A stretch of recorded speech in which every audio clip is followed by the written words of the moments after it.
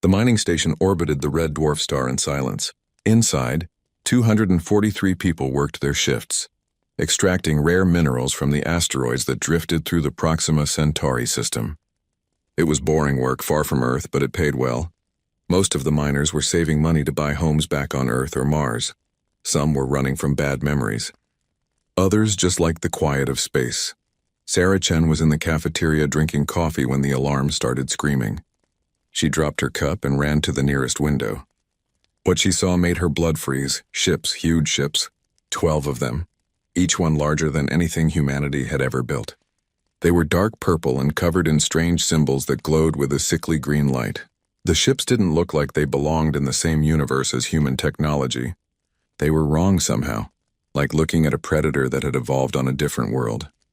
"What are those?" Someone whispered behind her. Sarah didn't answer. She couldn't. Her throat had closed up with fear. The station's communication system crackled to life. A voice spoke, but it wasn't human.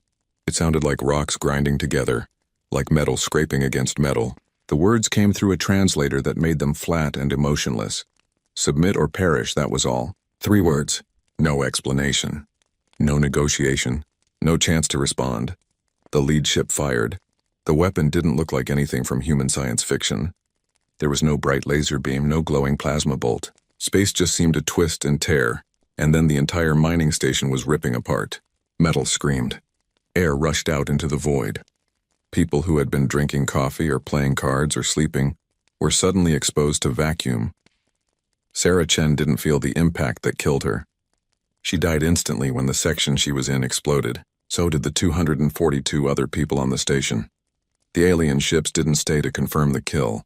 They simply moved on, deeper into human space, leaving debris and frozen bodies floating in the dark.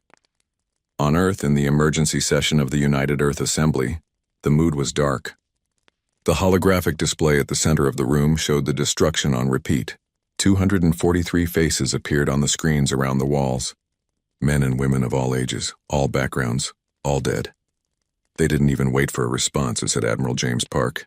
His voice was tight with controlled rage. They came into our space, destroyed a civilian target, and broadcast a demand. This wasn't a misunderstanding. This was deliberate. Do we know anything about them? Asked Secretary General Elena Rodriguez. She looked tired, like she'd aged 10 years in the past few hours. The linguistics team analyzed the transmission, said Dr. Michael Torres, head of the xenoanthropology department. The language structure suggests a hierarchical society. The word they used for submit has connotations of permanent subservience. This isn't a negotiation. They're telling us to become slaves or die. Can we fight them? Asked the Chinese representative. Admiral Park pulled up tactical data. We scrambled every ship we could from the Proxima Defense Fleet. 8 military vessels. They engaged the alien fleet 3 hours ago. And, Park's jaw clenched, 6 of our ships are gone. 2,000 personnel. We destroyed 3 of their ships before they retreated. The remaining 2 vessels are limping back to Proxima Station. The room erupted in shocked voices. Humanity had lost 75% of the force they'd sent. But they'd also killed 3 alien ships. That meant something. They can be killed, said the Russian representative quietly. Everyone stopped talking and looked at him. We hurt them, they ran. That means they can die just like anyone else. Admiral Park nodded slowly. Our weapons work. Their shields aren't perfect. They're more advanced than us, yes, but not invincible. Captain Morrison's report before she died said their ships are faster, and their weapons hit harder. But our nuclear missiles got through. Our railguns penetrated their hulls. We just need more ships and better tactics. How long before they come back? Asked the Secretary General. Unknown. Could be weeks. Could be months. But they will come back. Species like this don't give up after one setback. They'll analyze what went wrong, adapt, and return with more force. The Indian representative stood up. Then we need to prepare. We need every shipyard working at maximum capacity. We need every weapons lab developing new technology. We need to be ready. Agreed, said Secretary General Rodriguez. But first we need to make a decision. Do we try to negotiate or do we prepare for war? The British representative laughed bitterly. Negotiate? They killed 243 civilians without warning. They demanded our surrender before we even knew they existed. What exactly would we negotiate? Our survival, said the French representative. Maybe we can find common ground. Maybe this is all a cultural misunderstanding. No, said Admiral Park. Everyone looked at him. He stood up slowly, his uniform crisp despite the long hours. I've been a soldier for 30 years. I know what this is. This is a predator species that's used to easy prey. They came here expecting us to roll over. When we fought back, they retreated to regroup. But they will return and they'll bring more force. The only question is whether we'll be ready. You're suggesting total war, said the German representative. I'm suggesting survival, Park replied. They struck first. They killed our people. Every minute we spend debating is a minute they're using to prepare. We need to make a choice right now. Do we fight or do we surrender? The room fell silent. On the screens, the faces of the dead stared down at them. Sarah Chen smiled in her ID photo. She'd been 28 years old. She'd been planning to return to Earth next year to marry her boyfriend. Now she was frozen meat floating in space. Secretary General Rodriguez stood up. All in favor of full military mobilization in a state of war with the hostile alien force? Vote now. Every hand in the room went up. Not one person abstained. Then it's unanimous, Rodriguez said quietly. We're at war. The surviving alien ships limped back to their home territory. On the bridge of the lead vessel, Fleet Commander Zekthor watched his screens with what humans would recognize as shock. He had lost 3 ships, against a primitive species that shouldn't have been able to scratch his shields. Analysis, he growled to his tactical officer. Their weapons are crude but effective, Commander. Kinetic projectiles accelerated by magnetic rails, primitive fusion warheads, chemical rockets for propulsion. By our standards, they're using technology that's at least 500 years out of date. And yet they destroyed 3 of our ships. They fought with desperation, Commander. And they used tactics we didn't expect. They sacrificed their ships to get close to ours. They accepted losses that no civilized species would tolerate. Zekthor made a grinding sound that was the Vraxian equivalent of a thoughtful hum. In his 400 years of life, he had participated in the conquest of 17 species. Not one of them had fought back effectively. Most had surrendered after the demonstration. A few had fought briefly, then accepted their place in the Confederacy. These humans were different. What is their population? He asked. Approximately 10 billion on their homeworld. Another 2 billion scattered across their solar system. They have colonies on 3 planets and 17 moons. Military capability? Limited. They have approximately 500 military spacecraft, mostly small patrol vessels and cargo haulers converted for combat. Their technology is primitive. They have no shield technology. Their power generation is based on fusion reactors. They've only just begun experimenting with faster-than-light travel. Zekthor felt reassured. Then this was an anomaly. We underestimated them because we thought they were weaker than they are, but they're still primitives. We'll report to the Council. They'll authorize a proper invasion force and we'll crush them. And if they've improved by the time we return? Asked the tactical officer. Zekthor laughed, a sound like rocks falling down a mountain. Improve? In what? A few months? It takes centuries to advance technology. They might build more ships, but they'll be using the same primitive weapons. We'll adapt our shields to their kinetic weapons and nuclear missiles. Next time, they won't even scratch our hulls. The tactical officer seemed satisfied with this answer. But deep in his mind, Zekthor felt a small worm of doubt. Something about the way the humans had fought bothered him. They'd adapted their tactics in the middle of the battle. When their missiles failed against shields, they'd switch to ramming attacks. When those failed, they'd use nuclear mines. Each tactic had been different, creative, desperate. Most species fought the same way from the beginning of a battle to the end. They had doctrine and strategy, and they stuck to it even when it wasn't working. The humans had changed their approach 5 times in a 4-hour battle. What would they do with 6 months to prepare? Zekthor pushed the thought away. It didn't matter. The Vraxian Confederacy had conquered 47 star systems. They'd subjugated dozens of species. They had technology that made them gods compared to these humans. A few clever tactics wouldn't save a primitive species from the full might of the Confederacy. He began preparing his report to the Council. Hostile species encountered. Designation, humans. Technology level, primitive. Military capability, minimal but aggressive. Recommendation, Full invasion force of 200 vessels. Estimated time to total conquest, 2 weeks. He didn't add his private thoughts. He didn't mention the worm of doubt. He was a fleet commander of the Vraxian Confederacy. Doubt was weakness, and weakness was death. On Earth, the mobilization began immediately. Every shipyard in the solar system shifted to military production. Civilian construction stopped. Luxury items disappeared from stores as factories retooled for war production. Scientists who had been studying asteroid mining or fusion efficiency were reassigned to weapons development.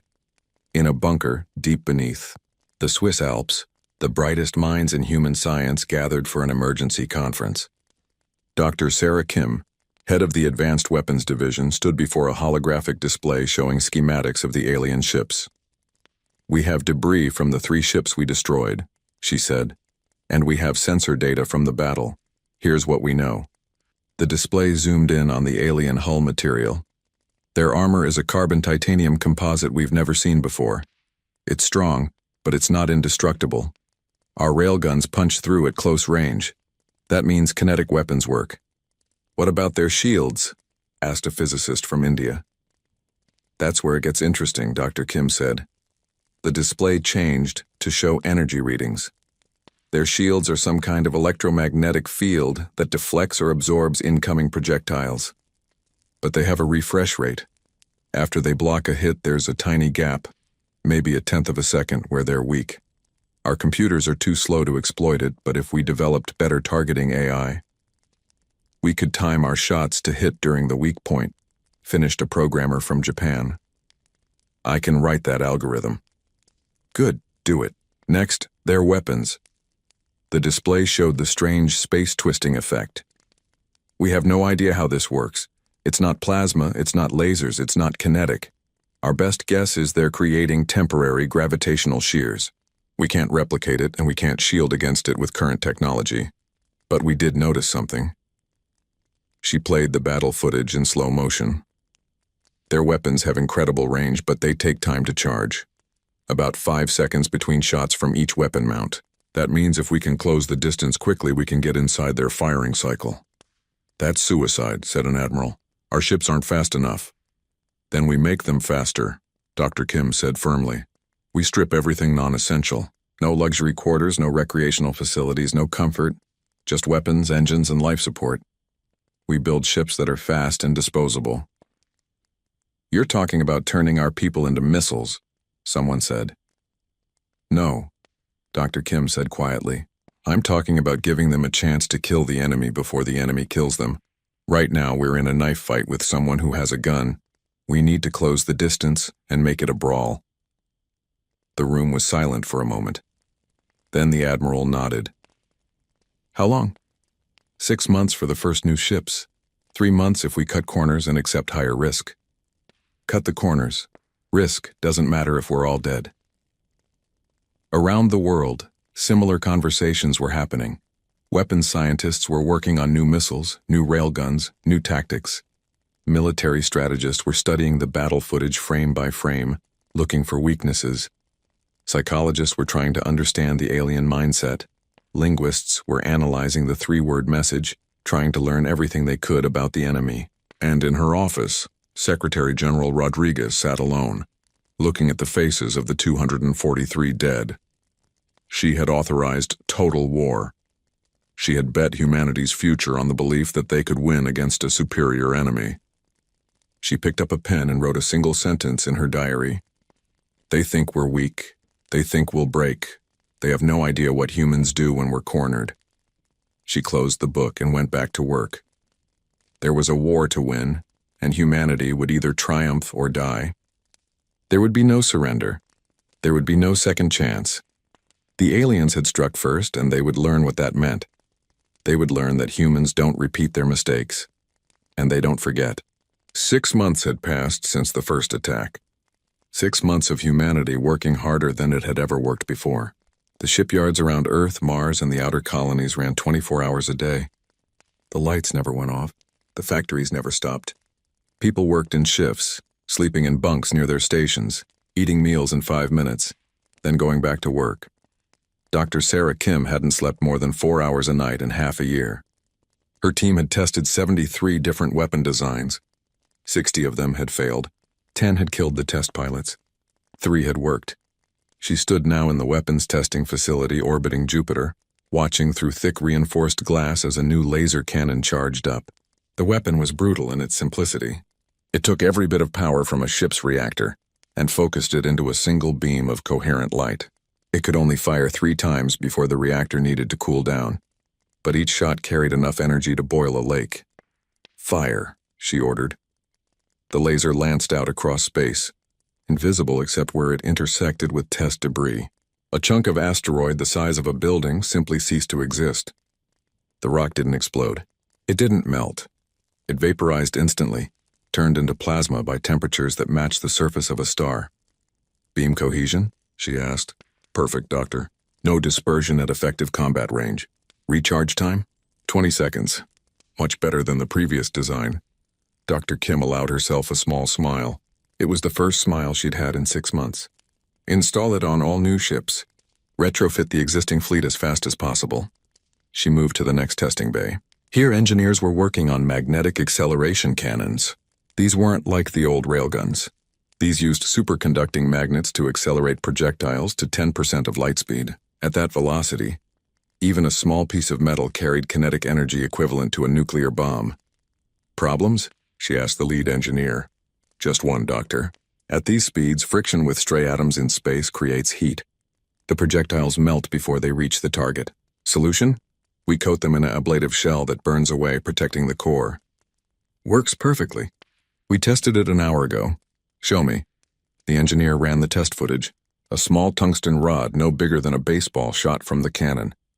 It crossed 1,000,000 kilometers in 30 seconds and hit a derelict spaceship that humanity had towed into the testing zone. The ship didn't just break apart. The kinetic impact was so violent that the entire vessel converted to plasma. Where a ship had been, there was now only an expanding cloud of superheated gas. "That'll do," Dr. Kim said. "Production immediately." She checked her watch. The Vraxian fleet was coming. Intelligence estimated they'd arrive in 3 weeks. Every day mattered. Every hour mattered. Every minute humanity had was spent building weapons, training soldiers, and preparing for a battle that would decide whether their species survived. In Vraxian space, Fleet Admiral Krovex stood on the bridge of his flagship and looked at the armada he commanded.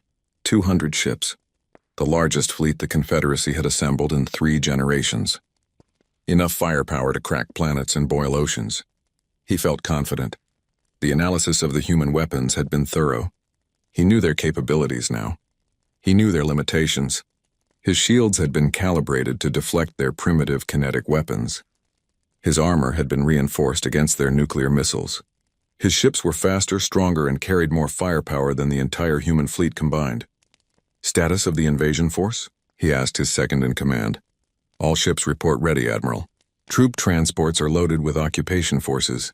We have enough soldiers to hold their major cities once their military is destroyed." "And the demonstration weapon?" "Armed and ready, sir. Once we destroy their military, we'll use it on one of their smaller colonies.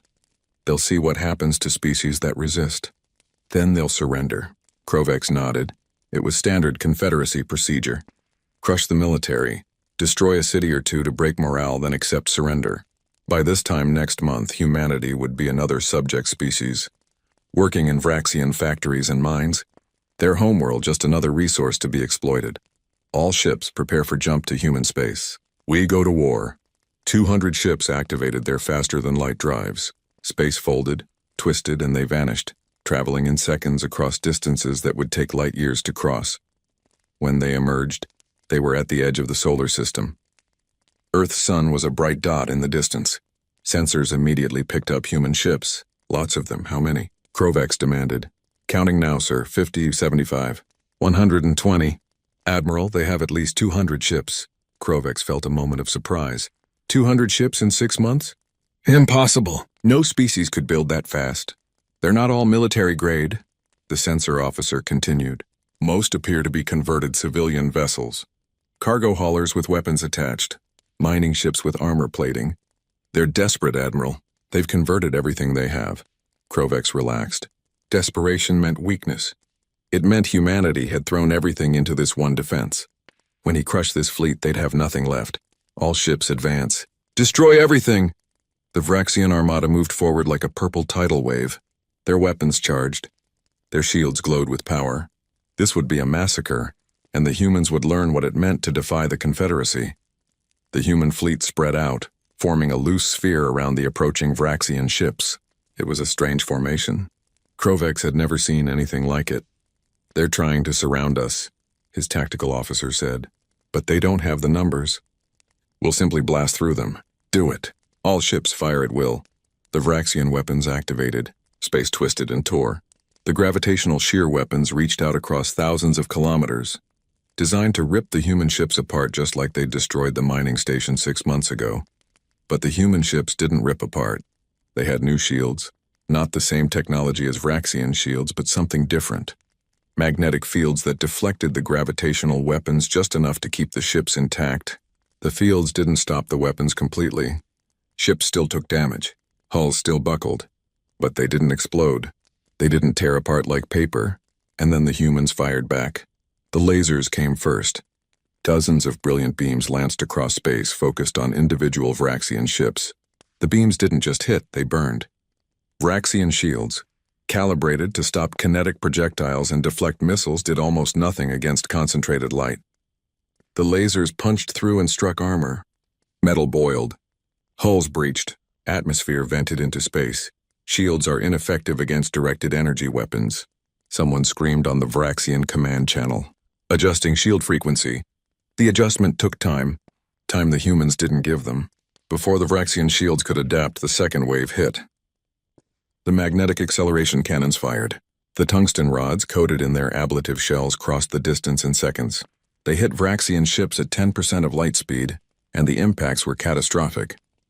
Kinetic energy converted to heat and shock waves. Ships crumpled like aluminum cans. Some simply vanished in expanding clouds of vapor. "Evasive action!" Krovex roared. All ships evasive. The third wave was the worst. The smart mines activated. Humanity had seeded them throughout the battle space. Small autonomous weapons with basic AI and explosive charges. They'd been floating dormant, waiting. Now they came alive, using tiny thrusters to intercept Vraxian ships. The mines were too small for ship weapons to target effectively. They swarmed like angry insects. The mines attached themselves to Vraxian hulls and detonated. Each explosion was small, but there were hundreds of mines. Thousands. They targeted weapon mounts, engine ports, sensor arrays, anything that looked vulnerable.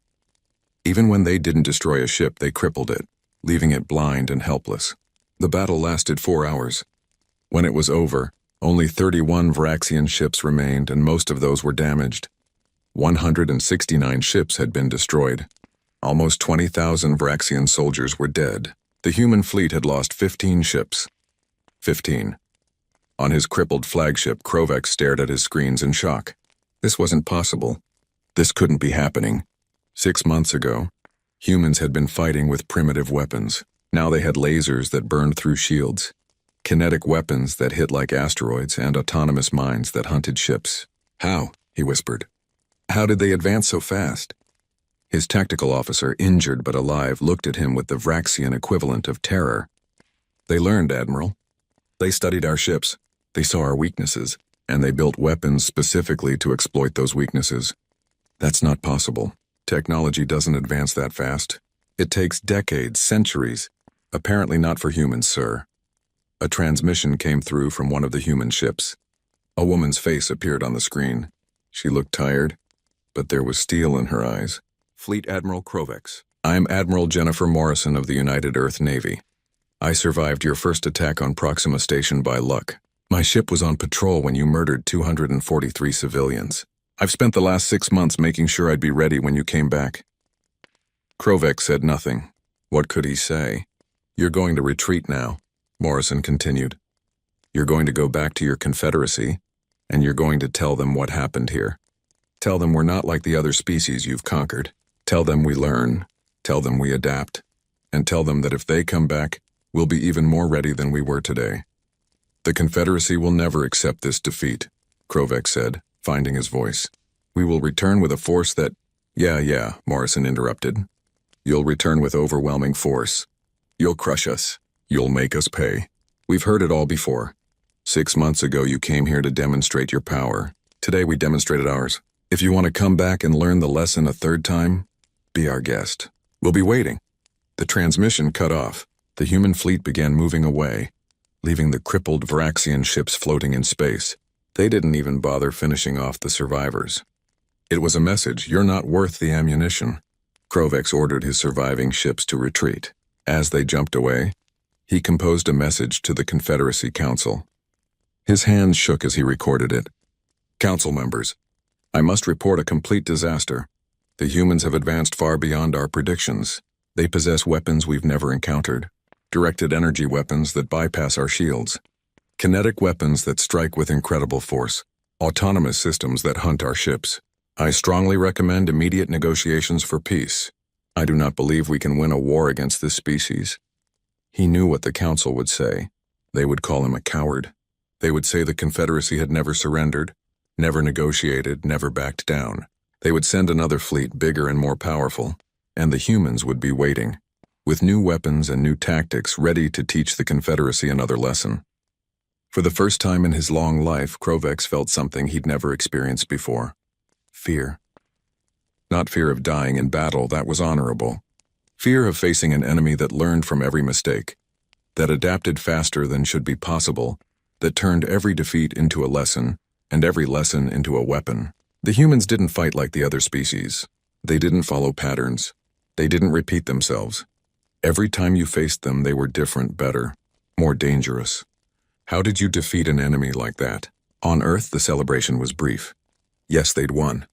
Yes, they'd destroyed most of the Vraxian fleet. But everyone knew this wasn't over. In the bunker beneath the Alps, Dr. Sarah Kim was already planning the next generation of weapons. The Vraxians would come back. They had to. A species didn't build an empire by giving up after one defeat. "What do we do now?" asked one of her engineers. Dr. Kim pulled up projections on her screen. "We keep improving. The lasers need better cooling systems. The kinetic cannons need faster reload times. The mines need better AI. We have maybe a year before they return. We need to use every second." "You think a year will be enough?" Dr. Kim looked at the battle footage, watching human ships dodge and weave through Vraxian fire, watching the lasers burn through enemy armor, watching the enemy retreat. "A year ago we were mining asteroids and worrying about retirement savings. 6 months ago we built lasers and railguns from scratch. Today we destroyed the largest fleet the Vraxians have ever sent. If we have a year," she smiled grimly, "God help them. Because we won't." Around the world, humanity prepared for the next round. They knew the Vraxians would come back. They knew the next fleet would be larger, more powerful, more determined.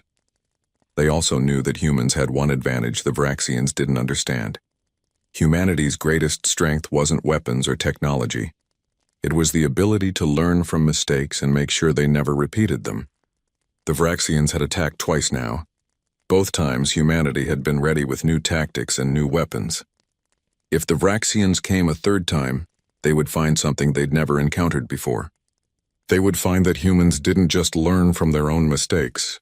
They learned from their enemies' mistakes too. And they never forgot. 1 year after the second battle, the Vraxian Confederacy Council met in emergency session. The vast chamber was filled with representatives from all 47 conquered species. Most were silent, watching the proceedings with careful neutrality. A few looked hopeful. Rumors had spread about the defeats at human hands, and some subject species were wondering if the Confederacy might finally have met its match.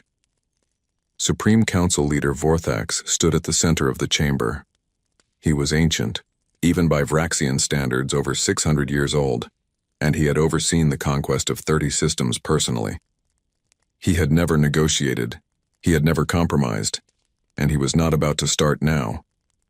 "Fleet Admiral Krovex," he said, his voice amplified through the chamber.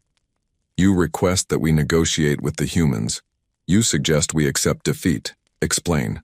Krovex stood before the council, knowing his career and possibly his life depended on his next words. "Supreme Leader, the humans are unlike any species we've encountered. They advance technologically at a rate that should be impossible. They learn from every engagement and adapt faster than we can counter. In 2 battles, they've destroyed over 70% of our forces sent against them. Because you were incompetent, Vorthax said coldly. With respect, Supreme Leader, no. I followed standard doctrine. I used overwhelming force. The humans simply changed. Between our first and second attack, they developed entirely new weapon systems. They studied our tactics and built counters specifically designed to defeat us. Then we will study their tactics and build counters to their counters. We have, Supreme Leader. For a year, our best scientists have analyzed every second of the battles. We've reverse-engineered their laser technology.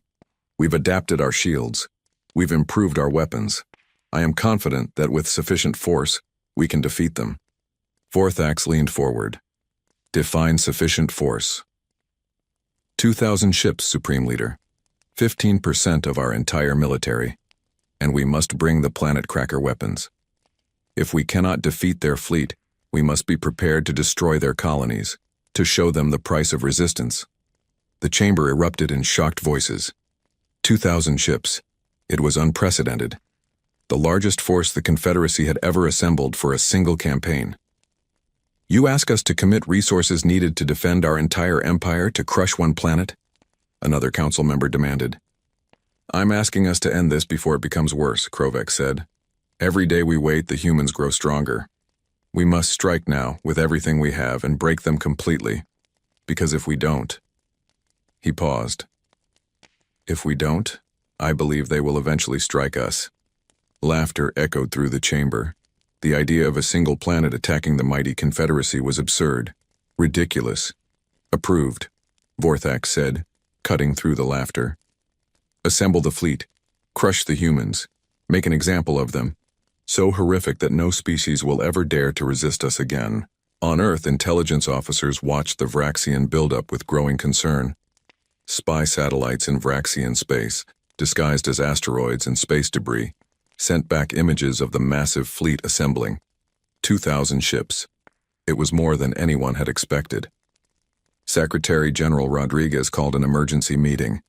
Admiral Morrison was there, along with Dr. Kim and the heads of all major militaries. Can we win? Rodriguez asked simply. Admiral Morrison looked at the tactical displays. In a straight fight? No, we have 400 ships now and they're all better than what we had a year ago. But 2,000 against 400. The math doesn't work. We'd lose. Then we don't fight straight, Dr. Kim said. Everyone looked at her. We've been assuming they'd come to us, that we'd fight a defensive battle in our own space just like before. But why do we assume that? Because that's how war works, said a general. They attack. We defend. That's how war worked, Dr. Kim corrected. But humans don't repeat themselves, remember? They expect us to do what we did before. Upgrade our weapons, improve our defenses, and wait for them to attack. So we do something completely different. What are you suggesting? Rodriguez asked. Dr. Kim pulled up a star map.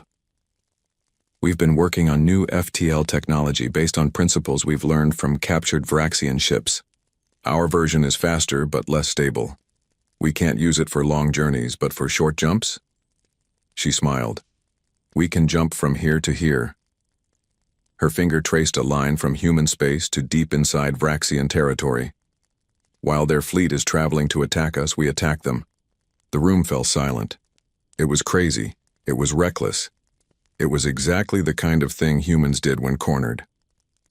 We don't have the forces to occupy Vraxian worlds, an admiral pointed out. We don't need to occupy, Dr. Kim said. We just need to threaten. They're bringing planet crackers to destroy our colonies. We'll bring planet crackers to theirs. They've shown us how the weapons work. We've built our own. While their fleet is busy attacking an empty solar system, we'll be holding their homeworld hostage. An empty solar system? Morrison asked. We evacuate. Everyone. Every person in every colony. We load them onto transports and hide them in deep space, far from any planet or star. The Vraxian fleet will arrive and find nothing but automated defenses. Drones, millions of them. Cheap, disposable, and all programmed to do one thing. Buy time. Time for what? Rodriguez asked, though she was starting to understand. Time for us to force the Vraxians to surrender. They can destroy our empty cities, and our automated defenses, but while they're doing that, we'll have 3 fleets positioned at 3 different Vraxian colonies. We'll give them a choice. Order your invasion fleet to stand down, or we destroy your worlds. All 3 of them. At once. The plan was audacious, insane, brilliant, and very, very human. The casualties if this goes wrong, someone said. If this goes wrong, we're all dead anyway, Doctor, Kim said bluntly. They're coming with 2,000 ships and weapons designed to crack planets. They're not here to conquer us anymore. They're here to exterminate us.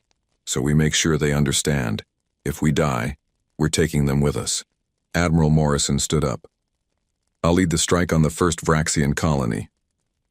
I'll take the second, said another admiral. Third is mine, said a general. Rodriguez looked around the room at the faces of humanity's military leaders. They knew this plan might fail. They knew they might be ordering millions of deaths, but they also knew that doing nothing guaranteed extinction. Make it happen, she said. Show the Vraxians what happens when you teach humans your tactics. The Vraxian armada arrived at the edge of human space in what they expected to be a glorious campaign. 2,000 ships bristling with weapons, shields upgraded to counter human lasers, armor reinforced against kinetic weapons. They were ready for anything. What they found confused them. Where are the defending ships? Krovex demanded. Sensors show. Nothing, Admiral. The system appears almost empty. Wait, detecting thousands of small contacts. They're all around us. On the screens, little dots appeared. Then more dots, then more. Millions of small objects, each one no larger than a fighter craft, suddenly activated and began moving toward the Vraxian fleet. Drones, the tactical officer said. They're all drones. Automated weapons platforms. Destroy them, Krovex ordered. The Vraxian fleet opened fire. The drones began dying by the thousands, but there were so many.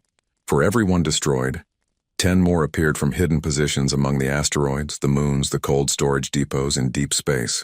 And the drones were smart. They learned. When Vraxian ships destroyed them with gravitational weapons, the next wave approached from different angles.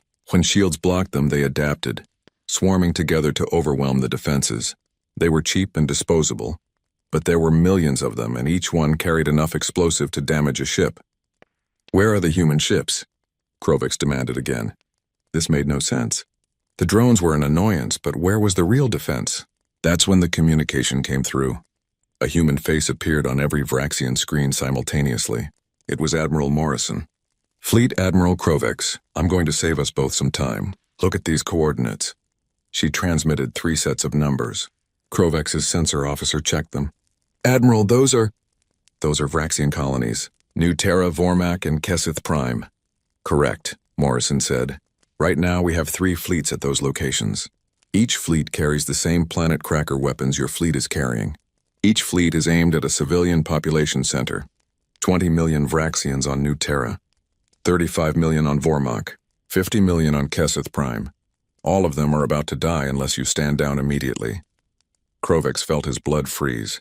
You're bluffing. You can't have ships there. We would have detected them. Morrison smiled, and it wasn't a nice smile. You taught us to build those planet crackers. Thank you for that, by the way. You also taught us that attacking civilian targets is an acceptable tactic in war. And you taught us that overwhelming force is the only language your Confederacy understands. Well, we've learned our lessons. Now here's your lesson. Humans don't repeat themselves. You came to us 3 times. Each time you expected us to fight the same way. We didn't. We learned. We adapted. And we've made sure you'll never have the chance to repeat your mistakes. If you destroy those colonies, we'll destroy Earth, Krovex shouted. Go ahead, Morrison said calmly. Earth is empty. We evacuated everyone. Every human in the solar system is gone. Hidden in deep space where you'll never find them. You can destroy our cities, our monuments, our history. But you can't destroy us. Meanwhile, your people are sitting in cities right now, going to work, raising families, living their lives. And in 30 seconds, they're all going to die unless you power down your weapons and surrender. Krovex's mind raced. This was impossible. Humans couldn't have gotten ships past their sensors. They couldn't have. 20 seconds, Morrison said. You're lying, Krovex said, but his voice shook. What if she wasn't lying? What if humans had developed technology that let them slip past Vraxian sensors? They'd done the impossible twice already. 15 seconds. You know, your Confederacy has a rule. Never negotiate. Never surrender. Never show weakness. That's a stupid rule, Admiral. Humans have a different rule. Do whatever it takes to survive. 10 seconds. Krovex looked at his tactical display. His fleet was already damaged by the drone swarms. Dozens of ships had been destroyed or disabled. And all of this was just automated defenses. The real human fleet was somewhere else, threatening Vraxian civilians. 5 seconds, 4, 3. Stop! Krovex roared. Stop, don't fire, we surrender. The bridge went silent. In 600 years of Vraxian history, no fleet had ever surrendered. Ever. Morrison's face showed no triumph. Just exhaustion. Smart choice. Here's what happens now. You're going to power down all weapons. You're going to disable your FTL drives. Then you're going to wait while we send boarding parties to every single one of your ships. You're going to hand over all your technology, all your star charts, all your intelligence on the Confederacy. And then you're going to go home and tell your council exactly what happened here. And if we refuse, then our fleets at your colonies will fire, and 105 million Vraxians will die. Your choice, Admiral. Make it now. Krovex looked around his bridge. His officers stared at him, waiting for orders. Some looked angry. Some looked scared. All of them looked defeated. Stand down all weapons, he said quietly. Disable the FTL drives. Prepare for boarding. As human ships began appearing, not from human space but from Vraxian space exactly as Morrison had promised, Krovex finally understood what he was facing. Humans didn't just adapt their technology, they adapted their entire way of thinking. They studied their enemy and learned not just how to fight them, but how to think like them, how to predict them, how to beat them at their own game. The Vraxians had taught humans about overwhelming force and civilian targeting. Now humans had used those exact tactics against their teachers. A transmission came in from the Confederacy Council. Supreme Leader Vorthax's face appeared, his features twisted with rage. Krovex, what is the meaning of this? Why have you surrendered? Because they're holding 3 of our colonies hostage, Supreme Leader. Then destroy Earth. Kill them all! Earth is evacuated, empty. They knew we were coming and they prepared. Not by defending, but by attacking. By doing exactly what we would have done if we were them. This is unacceptable. I order you to... With respect, Supreme Leader, I'm no longer taking orders from the Council. I'm taking orders from Admiral Morrison now. Because if I don't, 105 million Vraxians will die, and it will be our fault. We attacked them first. We killed their civilians. We threatened to destroy their planets. They're just following the rules we taught them. Vorthax's face turned an interesting shade of purple. You are a traitor to the Confederacy. Maybe, Krovex said. Or maybe I'm the only one who understands what we're facing. These humans, Supreme Leader, they don't fight like other species. They don't surrender. They don't stay beaten. And most importantly, they learn from every mistake, ours and theirs. We attacked them 3 times. 3 times! And each time they were ready with something we didn't expect. How many more times do you want to try? How many more Vraxians do you want to kill learning a lesson we should have learned the first time? The transmission cut off. Krovex knew his career was over. Probably his life too, eventually. But at least he'd saved 105 million civilians. Morrison's face appeared again. Thank you for making the right choice, Admiral. Now let's talk about peace. The Vraxian Confederacy was collapsing. It happened slowly at first, then all at once. The news of the third defeat spread through Vraxian space like poison. 2,000 ships, the pride of the Confederacy, had surrendered without destroying a single human world. Fleet Admiral Krovex had handed over military secrets, technology, and strategic intelligence to a species that had been unknown 2 years ago. The subject species heard the news and acted. The Kelvorians were first. They'd been conquered 300 years ago, and they'd waited patiently for any sign of weakness. Within a week of the surrender, they declared independence. Their military, small but well-trained, seized control of their homeworld and 3 colonies. The Vraxian response was swift but ineffective. The fleet sent to crush the rebellion was ambushed by ships using human-designed weapons. Lasers and kinetic cannons tore through Vraxian shields. The fleet retreated after losing half its ships. After that, it was like a dam breaking. The Torvine declared independence. The Xanathar, the Breviks, the Morganites. Within 3 months, 12 of the 47 subject species had declared independence. and another 8 were in open rebellion. The Confederacy's economy, built on the labor and resources of conquered worlds, began to collapse. Trade routes were disrupted. Mining operations stopped. Food shipments failed to arrive. On the Vraxian homeworld, rationing began for the first time in 500 years. In the council chambers, the mood was desperate. Supreme Leader Vorthax looked older than his 600 years. The other council members argued constantly, blaming each other for the disaster. "We should negotiate with the humans," said one council member. "They've proven we can't defeat them militarily." "Negotiate?" Vorthax's voice was quiet but dangerous. "Negotiate with a species that has humiliated us? That has inspired our subjects to rebel? That has broken our empire? What choice do we have? Every day we waste, we grow weaker." "I'll tell you what choice we have," Vorthax said. He activated a holographic display. "For the past 6 months, our scientists have been working on a project. Something we've never needed before. Something we swore we'd never build." The hologram showed a massive weapon, larger than a battle station, surrounded by dozens of ships. "A star killer," Vorthax said. "A weapon that can destabilize a sun and cause it to go supernova. This weapon, placed in the Sol system, will destroy not just Earth, but every planet, every colony, every human in their space. They will have 3 hours to evacuate, which isn't nearly enough time. Everything they are, everything they've built, everyone they love, all of it will burn." The chamber fell silent. The Star Killer was a theoretical weapon, discussed in military academies but never built. It was considered too dangerous, too final. Using it meant accepting mutual destruction, because the energy release would damage the attacking fleet as well. "You're talking about genocide," a council member said quietly. "I'm talking about survival," Vorthax replied. "The humans have shown they will never surrender. They will continue to grow stronger, continue to inspire our subjects to rebel, continue to destroy us piece by piece. We have one option left. Make them surrender by threatening everything they care about. Their homeworld, their species, their very star. And if they don't surrender, then we activate the weapon. Yes, billions will die. Yes, it's monstrous, but it will end the threat. And it will show every species in the galaxy what happens when you defy the Confederacy. The human fleets will retaliate. They'll destroy our colonies, let them. We'll rebuild, but without Earth, without their industrial base, without their homeworld, the humans will be scattered refugees. They won't be able to sustain their technology or their military. In 10 years, they'll be extinct. In 20, no one will remember they existed." Another council member stood up. "This is madness. We're talking about murdering billions of civilians." "They would do the same to us," Vorthax said. "They've already proven that. They held our colonies hostage. They threatened to kill millions of Vraxians. The only difference is that we're going to follow through." The vote was close, but it passed. The Vraxian Confederacy would build its doomsday fleet. They would bring the Star Killer to Earth. They would give the humans one chance to surrender completely and unconditionally, dismantling their military and accepting Vraxian rule.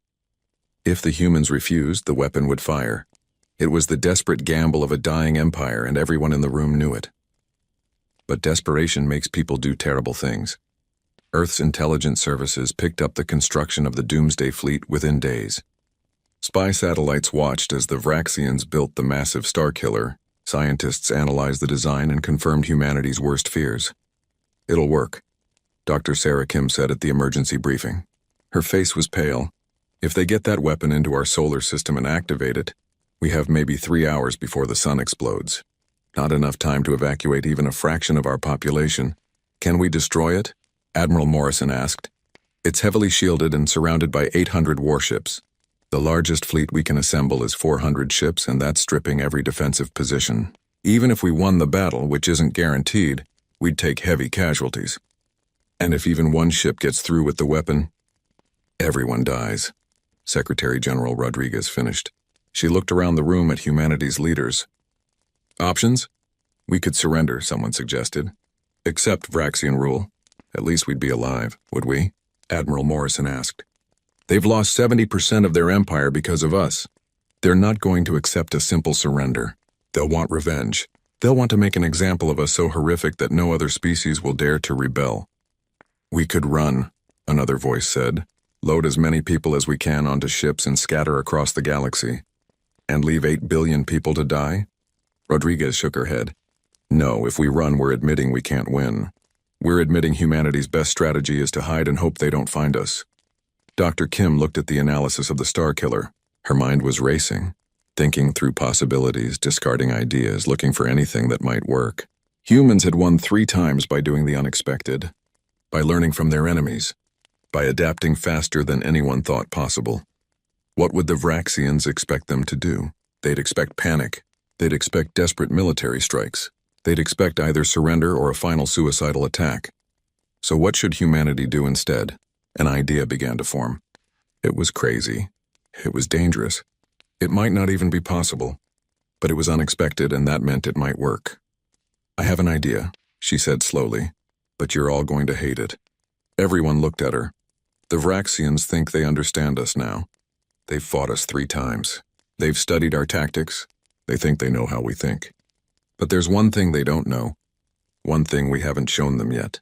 What's that? Rodriguez asked. Infiltration, not of their territory, of their society, their culture, their very civilization. She pulled up images of Vraxian citizens. For 2 years we've been studying them. Their biology, their psychology, their social structures. We've captured thousands of them, interviewed them, learned everything we could about how they think and how they live. What if we use that knowledge not to fight them, but to become them? You're talking about spies, an intelligence officer said. I'm talking about thousands of spies. Tens of thousands. We take volunteers, give them biological modifications, train them to act and think like Vraxians, and insert them into Vraxian society. Not as saboteurs, not yet, but as ordinary citizens. Workers, teachers, engineers, soldiers. We become part of their civilization. That's impossible, someone said. They'd detect us. Genetic scans, neural patterns, would they? Dr. Kim pulled up research files. We've been working on this for months. Biological camouflage at the genetic level, neural pattern mimicry, pheromone matching. It's possible. Difficult, but possible. And if we can pull it off, if we can infiltrate their entire society, then when they bring that doomsday fleet to Earth, we won't threaten to destroy their colonies. Then what will we threaten? Morrison asked, though she was starting to understand. We'll threaten to destroy them from within. We'll show them that we're not just in their space stations or their military bases. We're everywhere. We're in their food supply, their water treatment facilities, their power grids, their government buildings, their schools and hospitals and homes. We're not an external threat anymore. We've become internal. We've become inseparable from their civilization itself. The room was silent as everyone processed this. It was audacious. It was terrifying. It was the kind of plan that could only work once because after it was revealed, the enemy would never trust anyone again. You're talking about becoming a virus, Rodriguez said, infecting their entire society. Yes, and making sure they know that if they kill us, they kill themselves. The Star Killer becomes useless because destroying Earth means we trigger failsafes that destroy them. It's mutually assured destruction, but on a societal level rather than a military one. How long would this take? Morrison asked. We have 3 weeks before their fleet is ready. It's not enough time to infiltrate completely, but it might be enough to infiltrate the key systems. Military command, government, infrastructure control. If we can position our people in critical locations and make the Vraxians aware of it at the right moment, we can force a surrender without firing a shot. And if we fail? Someone asked.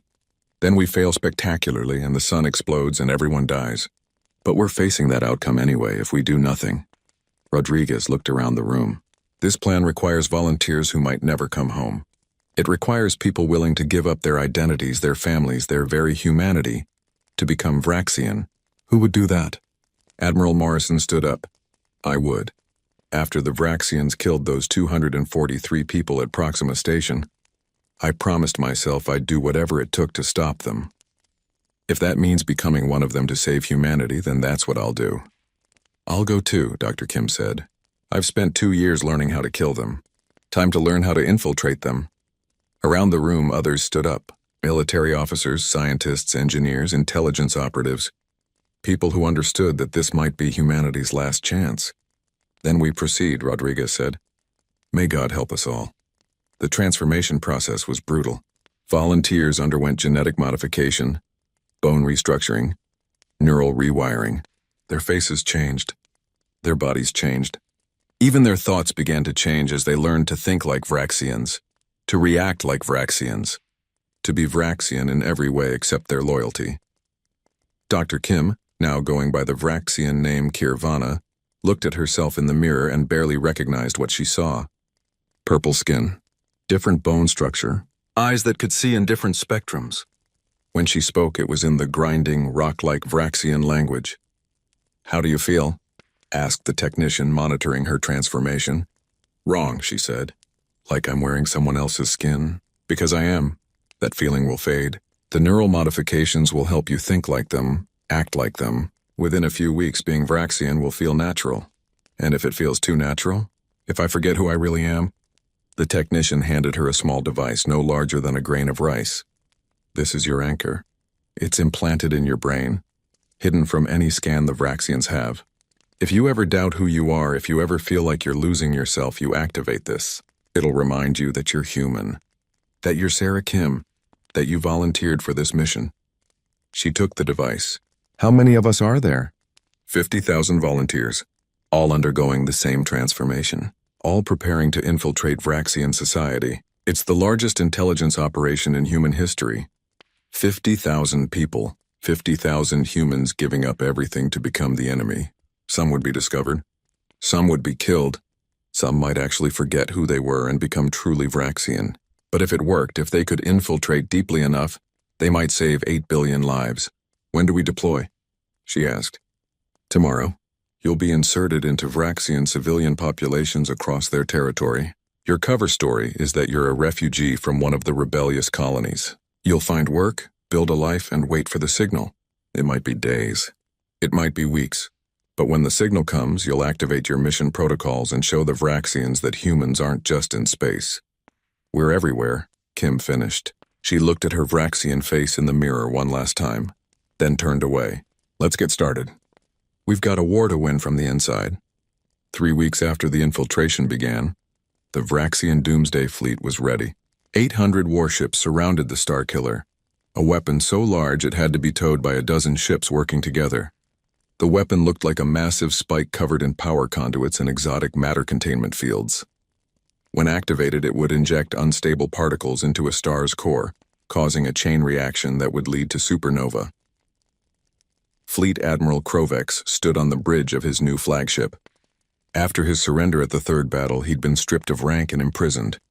But the Confederacy needed experienced commanders for the Doomsday Fleet, and Krovex knew humans better than anyone. So they'd given him back his rank and one last mission: force humanity's surrender or destroy them completely. He didn't feel proud. He felt sick, but he had his orders. "All ships report ready, Admiral," his tactical officer said. Krovex nodded. "Activate FTL drives. Destination Sol system. Time to end this war." The massive fleet jumped through space.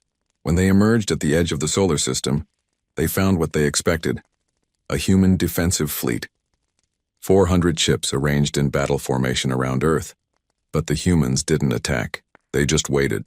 "Broadcast the ultimatum," Krovex ordered. A message went out on all frequencies in all languages.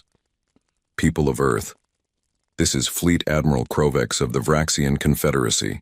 We have brought a weapon capable of destroying your sun. You have 24 hours to surrender unconditionally. Dismantle your military. Submit to Vraxian authority. Agree to Vraxian rule for 1,000 years. If you refuse, we will activate the Starkiller, and every living thing in this system will die. You have 24 hours. The response came immediately, but it wasn't what Krovex expected. Instead of panic or defiance or negotiation, there was laughter. A single transmission from the human fleet, broadcast so every Vraxian ship could hear it. "You still don't understand, do you?" It was Admiral Morrison's voice. Though Krovex didn't know she was actually sitting on a transport ship far from the battle, having given command to others before her infiltration mission. "Understand what?" Krovex demanded. "You think you've cornered us? You think you've finally found a weapon we can't counter? You think we're going to panic and surrender? But here's what you don't understand. Humans don't repeat themselves. We don't make the same mistake twice, and we've been learning from you for 2 years now. Your weapons cannot reach the Starkiller before we activate it," Krovex said. "Your fleet is too small, your technology too limited. Who said anything about our fleet?" The voice was amused now, almost playful. You're thinking about this all wrong. You're thinking about military tactics and space battles. But we learned something from you in our last fight. We learned that the best weapon isn't always a gun. Sometimes it's information. Sometimes it's fear. Sometimes it's the enemy's own paranoia. What are you talking about? Let me show you something. Every screen on every Vraxian ship suddenly changed. The tactical displays, the communication systems, even personal devices. Everything showed the same image. The Vraxian homeworld. Not from orbit. From the surface. From inside the capital city, the image was taken from the Confederacy Council chambers. It showed Supreme Leader Vorthax sitting at his desk working on reports. He was alone, unaware he was being filmed. That's a live feed, the human voice said. Right now, real time, we're inside your most secure facility, filming your Supreme Leader without his knowledge. Want to see more? The images began multiplying. Vraxian military bases, government buildings, power plants, water treatment facilities, food processing centers, schools, hospitals, ordinary homes where Vraxian families were having dinner. And in each image, one figure stood out, one person who subtly didn't belong. They were doing ordinary things, working, eating, walking, talking. But each one turned to face the camera and smiled. Thousands of images, tens of thousands. Humans disguised as Vraxians embedded throughout their entire civilization. My name is Sarah Kim, said a woman in one of the images. She was speaking Vraxian perfectly, standing in what appeared to be a military command center. 2 weeks ago, I was a human scientist. Today, I'm Kirvana, a tactical analyst for the Vraxian Third Fleet. I report directly to Admiral Zorvex. I've been entering data into your military computers for 8 days now. Want to guess what I've been doing? Another image. Another human. I'm Lieutenant James Park. I'm currently working in the Life Support Control Center for the Vraxian homeworld. I have access to the atmospheric processors, the water purification systems, the power grid, all of them. Another image. I'm Dr. Maria Santos. I'm a food inspector for the Vraxian Agricultural Ministry. I oversee the safety testing for 40% of the food consumed on the homeworld. More images. More voices. 50,000 humans all revealing themselves simultaneously. Engineers, technicians, soldiers, teachers, workers. They were everywhere. In every critical system, every important facility, every position that mattered. On his bridge, Krovex felt his blood turn to ice. This was impossible. Genetic scanners should have detected them. Security protocols should have caught them. They couldn't have infiltrated this deeply, this quickly. But they had. Here's what you're going to do, the original human voice said. You're going to power down that star killer. You're going to disable your weapons. You're going to turn your fleet around and go home. And you're going to surrender. Not because we're threatening your colonies this time. Because we're threatening you. We'll find your infiltrators, Krovex said, but his voice shook. We'll execute them all. Really? You're going to find 50,000 people hidden among billions of Vraxians? People who look exactly like you, sound exactly like you, have the same genetics and neural patterns as you? We've spent 2 years learning how to be you. We're not just wearing disguises. We've become Vraxian. You can't find us. And even if you could, you'd have to shut down your entire civilization to do it. Food production, power generation, water treatment, military command. We're inside all of it, a new voice spoke. It was Supreme Leader Vorthax. The transmission was being broadcast from the council chambers. This is a trick. Computer simulations. Artificial images. You're trying to make us panic. Is that what you think? Dr. Kim, Kirvana, said from her position in the military command center. Then let me prove it's real. She reached out and pressed a button on the console in front of her. I just shut down the defensive satellites around the homeworld. All of them. They'll restart in 30 seconds, but for 30 seconds your planet is defenseless. How's that for proof? On Vraxian homeworld, alarms began screaming. Defensive satellites went dark. The council chambers erupted in panic. Vorthax's face went from purple to nearly white. That's just one of us, the human voice continued. Just one demonstrating what we can do. Now imagine all 50,000 of us activating at once. We could shut down your life support. Contaminate your food supply. Disable your military networks. Crash your economy. We could make your entire civilization collapse in days, not by attacking from outside, By destroying you from within. Krovex looked at his tactical displays. His fleet was powerful. His Starkiller could destroy the human homeworld. But what good was any of that if human agents could shut down his homeworld's life support? If they could poison the water supply? If they could disable the military command systems? You're bluffing, he said weakly. You wouldn't kill billions of civilians. Why not? You were about to do exactly that to us. You brought a weapon to murder everyone in this solar system. You gave us 24 hours to surrender or die. So we learned from you. We built a weapon that makes your Starkiller look like a child's toy. Our weapon isn't a machine, it's people. It's 50,000 humans who have infiltrated your society so completely that you'll never be able to trust anyone again. Another voice joined the transmission. It was from the Vraxian homeworld. This is Counselor Mex Varna. I've served on the council for 200 years. Or at least you thought I did. My real name is Alexander Chen. I've been feeding you false intelligence for 3 months now. Every military decision you've made recently was based on data I provided. How does it feel knowing your entire strategy has been guided by a human? The council chambers erupted in chaos. Vorthax was screaming orders, demanding security sweep the entire building, demanding genetic scans of everyone. But it was too late. The damage was done.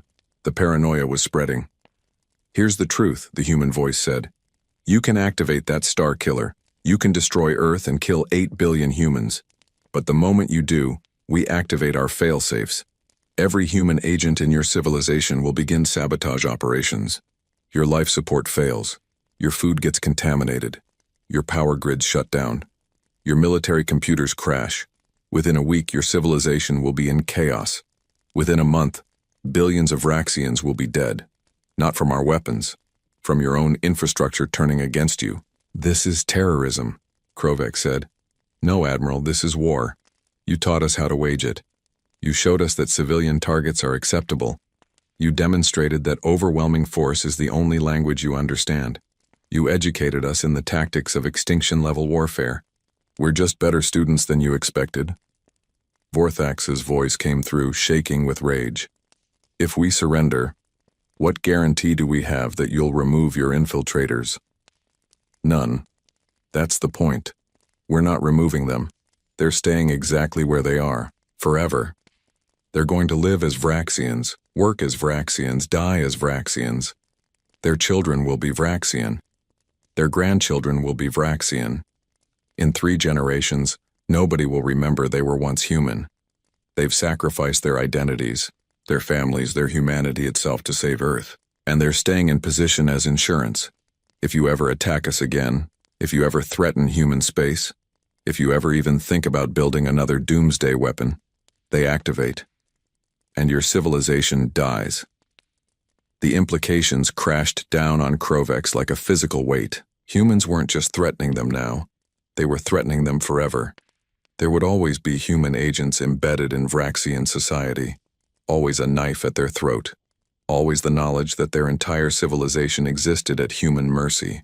You've made it impossible for us to trust our own people, Vorthax said. Yes. Just like you made it impossible for us to trust that you wouldn't attack us. You wanted to teach us fear. Congratulations. We learned, and we're teaching it right back to you. Krovex looked at his crew.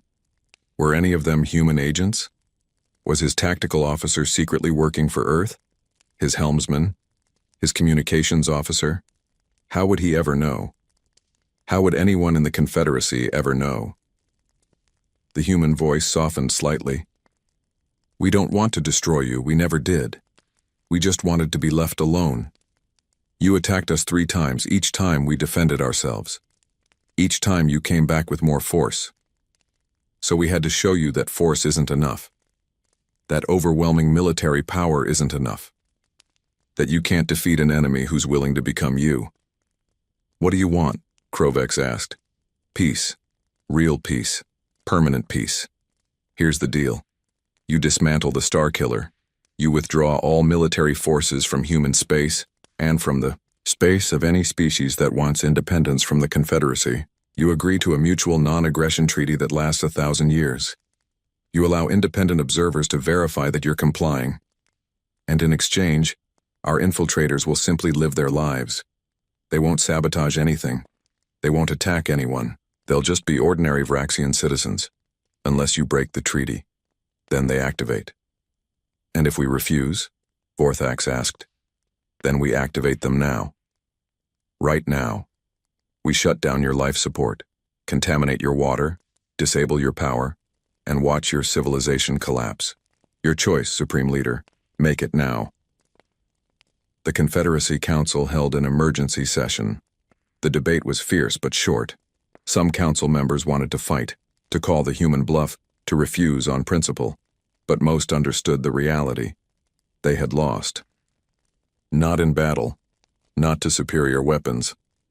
They'd lost because humans had infiltrated their society so completely that the Vraxians could never feel safe again. Supreme Leader Vorthax looked older than his 600 years when he made the final decision. We accept your terms. The Confederacy surrenders. Power down the Starkiller.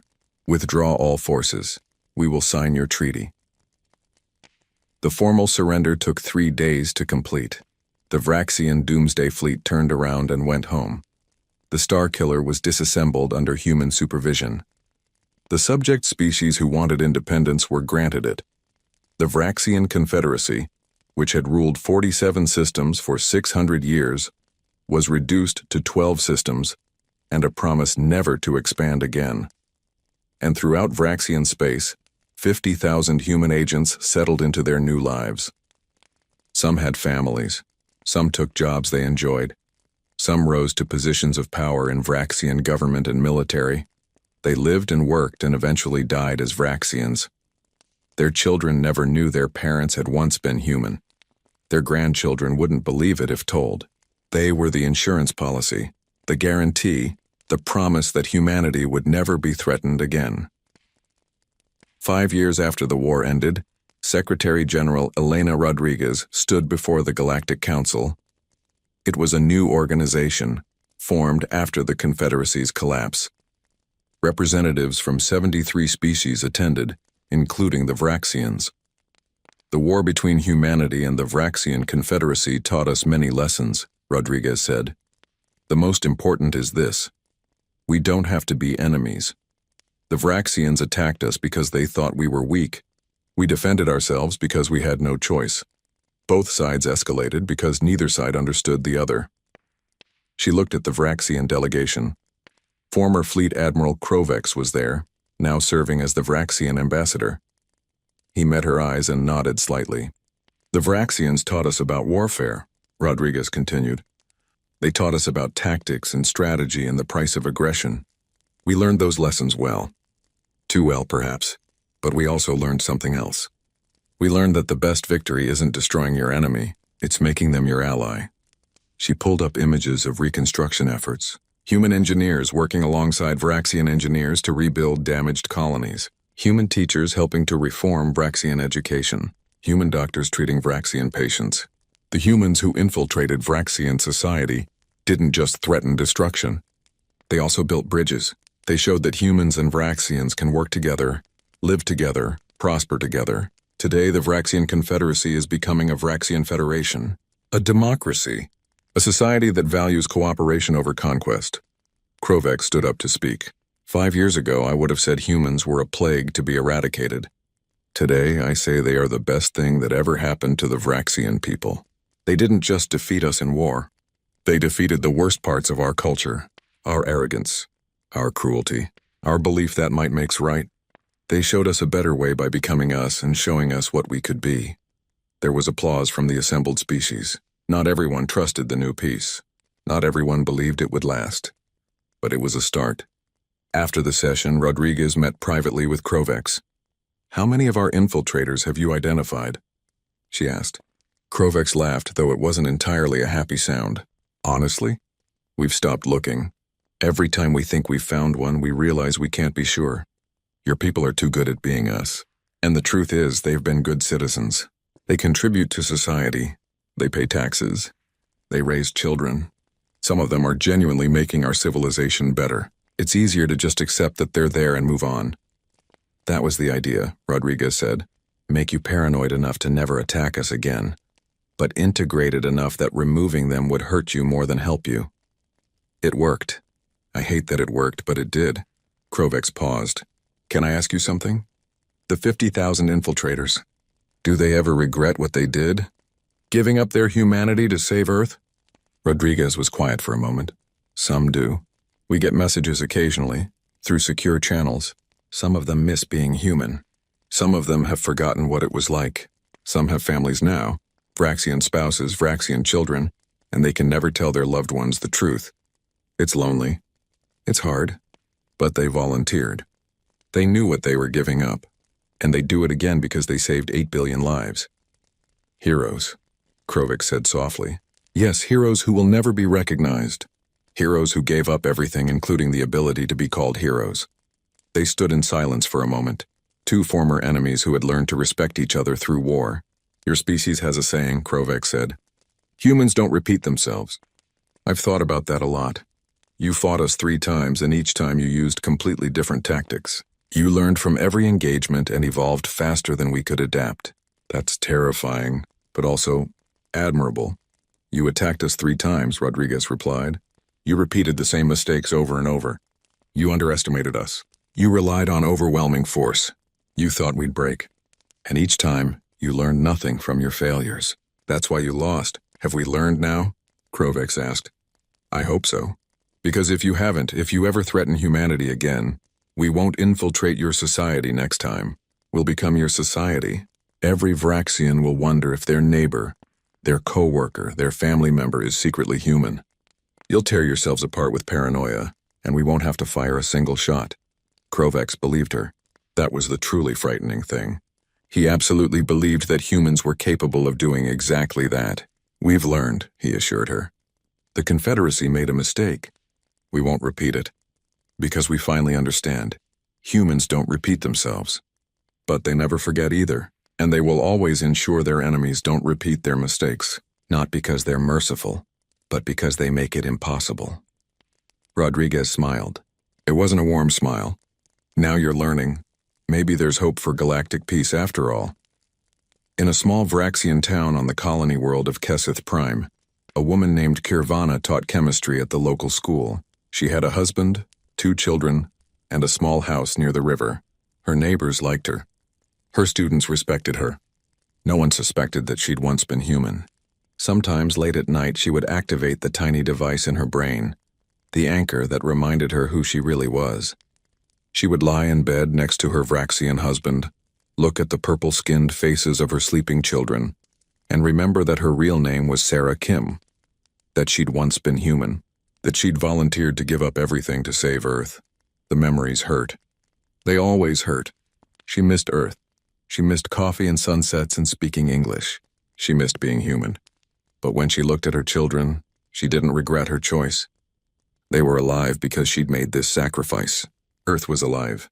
Humanity was thriving, and the Vraxian children she taught would grow up in a better society, one influenced by the values of the 50,000 humans who'd become Vraxian to save both species.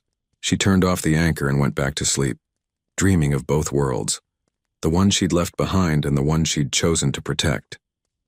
Across the galaxy, 50,000 other former humans did the same.